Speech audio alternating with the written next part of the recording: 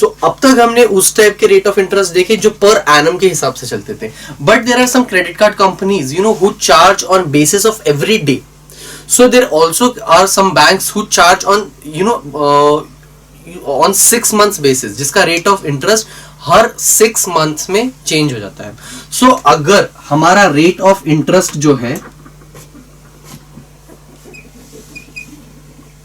if it changes in every 6 months, changes in every, या फिर changes नहीं, sorry, rate of interest जो है वो 6 मंथ्स के बेसिस पे, जैसे ईयरली था, हर साल उतना हमें पे करना था, तो हर 6 महीने में वो इंटरेस्ट हमें पे करना पड़ेगा. सो चेंजेस इन एवरी या फिर is applicable for every 6 months. Rate of interest for every 6 month. अगर ऐसा है तो हम जो फॉर्मूला है उसमें कुछ चेंजेस लेके आते हैं. जो रेट ऑफ इंटरेस्ट है मैं उसको R/2 कर दूंगा. ओके, R/2 क्यों? क्योंकि मैं रेट ऑफ इंटरेस्ट हमें यूजुअली PCPA में गिवन होता है, percent per annum. Per annum में गिवन है, बट 6 मंथ में हर बार अप्लाई हो रहा है, हर 6 महीने में उतना इंटरेस्ट मुझे पे करना पड़ेगा, isn't it? So rate of interest को जो भी गिवन होगा मैं उसको डिवाइडेड बाय 2 कर दूंगा, एंड एक साल के अंदर एक बार मुझे R/2 पे करना है, नेक्स्ट टाइम अगेन R/2 के बाद, क्योंकि 2 बार इंटरेस्ट लगेगा हर 6 महीने में. तो जो मेरा n हो जाएगा टेन्योरिटी पर एनम, अगर 1 साल है तो वो 2 टाइम्स ऑफ n हो जाएगा. अगर मैं इसको डैश डैश ले लूं तो ये हो जाएगा 2 टाइम्स ऑफ n. जितने भी ईयर्स है उसको मुझे डबल कर देना है. ओके, सेम वे अगर मुझे 4 मंथ्स में अप्लाई होने वाला है, सो मैं इसको R/3 कर दूंगा. क्यों? क्योंकि 1 साल में कितनी बार, 4-4 महीनों में अगर कर रहे हैं तो 3 बार उसको रेट ऑफ इंटरेस्ट लगेगा. और जो n है मैं उसको इंटू 3 कर दूंगा. वाई? बिकॉज उसको 3 टाइम्स, उसको जो टेन्योरिटी है, वो ड्यूरेशन है, वो 3 टाइम्स उसको होने वाला है. So let's see a few questions to have a better understanding of this. Okay, same way अगर वो डेली बेसिस पे है तो rate of interest will be divided by 365, whereas जो the tenority will be multiplied by the duration will be multiplied by 365. Okay, देखते हैं कुछ questions ताकि इसका एक बेटर अंडरस्टैंडिंग आ सके. पहला क्वेश्चन है हमारे पास, the population of a city. अब one more thing, not always necessary कि जो रेट ऑफ जो इंटरेस्ट है, जो कंपाउंड इंटरेस्ट है, ये सिर्फ बैंक्स में काम आता है. There are some other places as well जहां पर ये अप्लाई होता है compound interest. We are going to go through these types of questions in which we would be able to see the application of compound interest. Okay, पहला question is, the population of a city increases at compounding rate of 8% per year. Okay, क्या question है मेरे पास कि population is increasing at a rate of 8% per year. 8% per year मतलब कि मुझको R given है 8PCPA. Okay, now find the population in the year 2012 if population in year 2010 was 250,000, मतलब कि 2,50,000. मुझको बेसिकली 2010 की पॉपुलेशन पता है कितनी है, 2,50,000, 250,000. ओके, अब n कितना है, 2010 की पता है, 2012 में मुझे काउंट करना है, बीच मतलब कितने सालों बाद, 2 सालों के बाद. So n will be equal to 2 years. Okay, so R, P, N तीनों पता है, तो अमाउंट, तो अब मेरे पास कंपाउंड इंटरेस्ट या फिर इसके अंदर तो मैं कंपाउंड इंटरेस्ट या अमाउंट नहीं लिख पाऊंगा. इसके अंदर मैं क्या लिखूंगा, the formula will be the same, but A की जगह हम A ही यूज करेंगे, बट या फिर you can also write in bracket the population after in 2012. Okay, so A कितना है मेरे पास, इसके लिए P into 1 plus R by 100. So this will be equal to P, मतलब कि 250,000, 1 प्लस R कितना है, 8/100 raised to the power n, मतलब कि इसका square. This will be equal to 250,000 multiplied by 108/100 raised to the power 2. This will be equal to 250,000 into 108/100 into 108/100. Okay, अब इसको solve करने के बाद the answer that will get is 291,600, which is 291,600. इसका मतलब है कि 2010 में कितना था, 2,50,000, 2012 में it has increased to 2,91,600. So this is the population of that particular town in 2012. Okay, moving on to the next question. The question is Rihanna purchased a scooter in year 2015 for 60,000. Rihanna ने 60,000 में एक scooter खरीदा in 2015.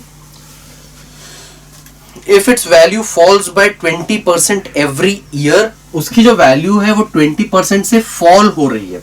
Okay अब मतलब कि rate of interest हम add करते, जब बढ़ रहा होता है अमाउंट तो हम उसको ऐड कर रहे होते हैं, अमाउंट फॉल हो रही है, रेट ऑफ इंटरेस्ट कम हो रहा है, इसका मतलब कि that will be easily, that is only going to get subtracted, that's it, और कोई चेंज नहीं आता है. Every year what will be the price of scooter after 2 years. Okay मतलब कि अब मुझको क्या क्या पता है, the rate of interest is 20%, ठीक है ना, बट ठीक है 20% है, बट इट्स फॉलिंग, तो मैं इसको नेगेटिव लेने वाला हूं. Okay so amount obtained after 2 years, मतलब कि टेन्योरिटी की ड्यूरेशन कितनी होगी 2 years, और प्रिंसिपल कितना था मेरे पास 60,000, कि 60,000 में वो बाइक खरीदी थी, तो अमाउंट कितना हो जाएगा, amount will be equal to P into 1 plus R upon 100 in raise to the power n. So ये हो जाएगा 60,000 into 1 minus 20 upon 100 raise to the power n, n मतलब कि 2. ओके तो ये हो जाएगा 60,000 इंटू, अब इसको अगर देखेंगे तो ये हो जाएगा 80 upon 100 raise to the power 2. So this will be equal to 60,000 into 8 upon 10 into 8 upon 10. अभी 10 0 0 0 0 गया. सो अब इसको कैलकुलेट करने के बाद the answer that we will get is 38400. कितना आ रहा है, rupees 38400. So this is the amount that Rihanna will get after if she sells the bike after 2 years. Okay, now अब इसके अंदर you can specifically write as the rate is falling,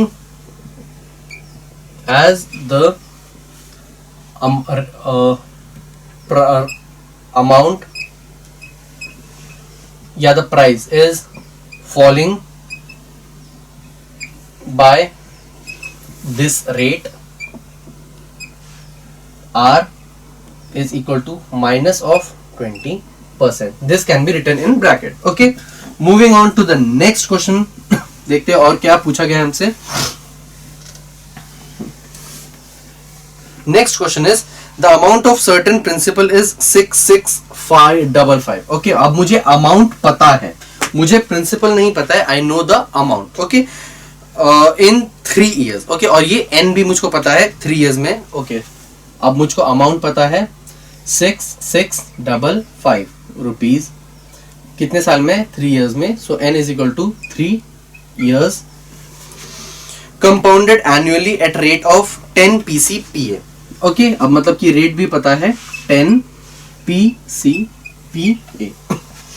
find the principal, मुझे principal amount find करनी है. अब this is simply मैं फॉर्मूले में पुट करूंगा value A is equal to P into 1 plus R by 100 raise to the power n. A कितना है मेरे पास 6655, तो ये हो जाएगा 6655 is equal to P into 1 plus R कितना है 10 upon 100 raise to the power n. n कितना है 3, तो ये हो जाएगा 6655 is equal to P into 110 divided by 100 raise to the power 3. ये 0 0 हो गया कैंसिल, तो ये हो जाएगा 6655 is equal to P into 11 into 11 into 11 divided by 10 divided by 10. तो P की वैल्यू को मैं लिख सकता हूँ, P would be equal to 6655 into 10 into 10 into 10 divided by 11 into 11 into 11. अब इसको पूरे को सॉल्व करेंगे हम लोग, तो the answer that we will get is 5000. ठीक है, तो प्रिंसिपल कितना आ रहा है rupees 5000. Okay, all you have to solve that part. Okay, so इस तरीके से all we have to do is to put the values in the formula and then continue start solving, ठीक है। And the things that are given to us must be focused on. जैसे इसके अंदर directly amount given था, तो we can not confuse it with the principal amount, okay. हमें total amount given था,